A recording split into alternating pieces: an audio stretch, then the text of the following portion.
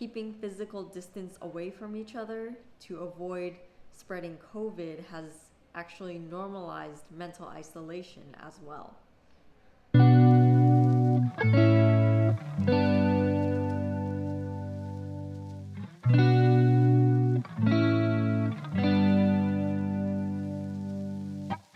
Hi guys, welcome back to my channel. My name is Ciara Jessica Giron if you are new here. And on my channel, I like to talk about biology and mental health. If you clicked on this video, you are probably wondering about how you can speak confidently to others about your mental health. Mental health in today's culture is currently less taboo than it was before the pandemic. However, the pandemic hasn't made it any easier to open up to others about mental health or mental illness. To be honest, it's quite interesting to see that the pandemic has brought physical and mental health into the spotlight, as keeping physical distance away from each other to avoid spreading COVID has actually normalized mental isolation as well. And so, for the overarching question that I want to answer with this video is, how can we combat this mental isolation and speak openly about our mental health without fear of judgment? Number 1, speak confidently with yourself. The very first person that you can go to speak about your mental health with is yourself. Speaking kindly to yourself about mental health means you are treating yourself like how you would want a good friend to treat you, with patience and an open mind. Giving yourself the safe space to breathe and expel feelings that may be confusing or harmful will help you familiarize yourself with self-compassion. Self-compassion shines through difficult topics such as mental health. If you give yourself the mic to speak your truths and be patient with yourself, you will effectively be creating your own safe haven where you are your main priority. And if you want to try practicing this self-compassion, journaling is a proven way to help individuals see what kind of thoughts are going through their minds, whether those individuals were aware of those thoughts or not. A few journal topics that are very powerful can be, how am I feeling today? Or why am I sad? Or even, what are my major stressors in my life right now? Writing about these journal topics can help you understand yourself on a very deep level. And there really is no limit to how deep you can go with yourself, as you are always changing and always learning and picking up new emotions every day. Speak confidently with family or friends.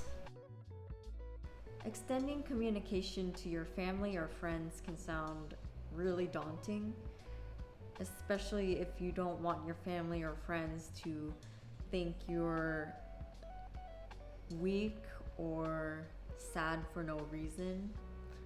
I, for example, took years to finally open up to my close family and friends about my mental illness that is called schizophrenia, because I didn't want to be seen as different or crazy or insane. The real turning point for me was about last year when I started to open up openly and honestly with my mother, with whom I would go on walks with our family dog, and I would just tell her about the crazy, amazing epiphanies that I've had about mental health and how I feel like I'm different for a reason. I would speak to her about how my perception of mental health has changed, how it has affected my life, and the way that I see myself now.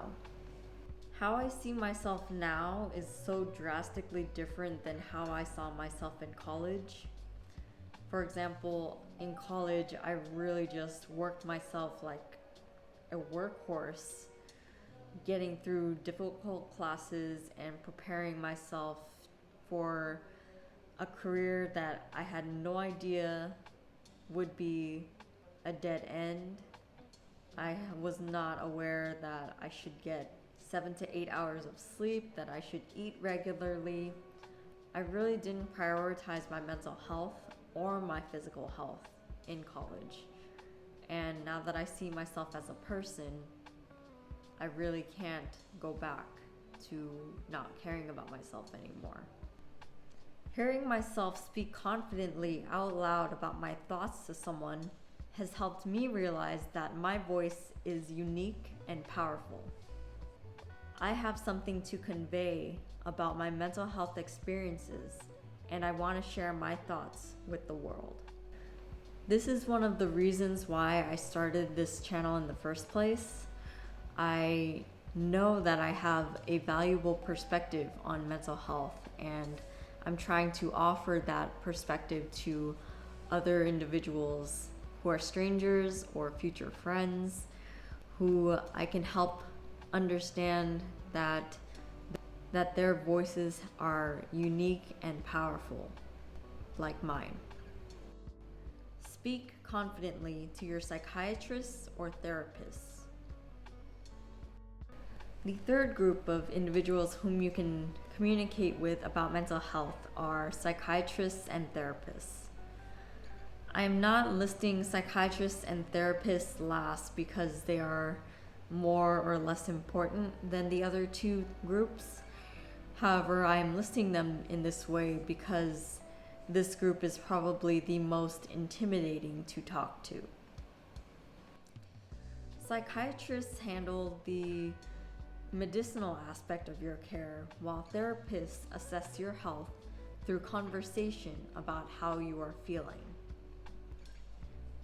So throughout my 6 years in the mental health space, I have learned that it takes a lot of time to build trust between myself and my healthcare providers. I took detailed notes on almost every medication I have ever been offered. I worked with different medication schedules with my nurses, and I learned how the social workers handle my discharge plans and other many details that my care team has done to help me feel as safe and healthy and cared for as possible. Now, I must be honest when I say that the road to feeling mentally rested and mentally present has not been flawless or easy by any means.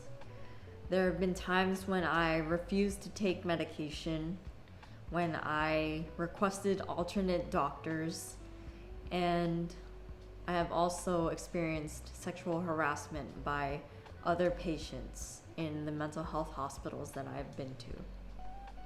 Regardless, I know that I need medication to function as a normal, autonomous human being, and I'm willing to communicate clearly and go through whatever it takes to find the right medication regimen that I need to feel healthy and well. By dedicating my efforts into putting my mental and physical health first, I feel more in control of my body than ever before. And I hope you can hear the strength in my voice when I say that I don't just survive my mental illness, schizophrenia, but I have incorporated it into my well-being, and I enjoy exploring the depth that it has given my character. We have now talked about all of the groups that you can potentially talk to about your mental health. By conversing with yourself and others about mental health, you are effectively bringing yourself out of mental isolation. By challenging yourself to go out of your comfort zone to have these tough conversations without judgment of your own feelings, you are effectively making yourself less afraid of being judged by others. And that concludes my video about talking with others about mental health. Leave a comment below if you tried journaling or something resonated with you in this video, or if you tried talking to one of the aforementioned groups. Hit that notification bell and subscribe to my channel if you want to see more of this kind of content. Thank you so much for watching, and I'll see you in my next video. Bye!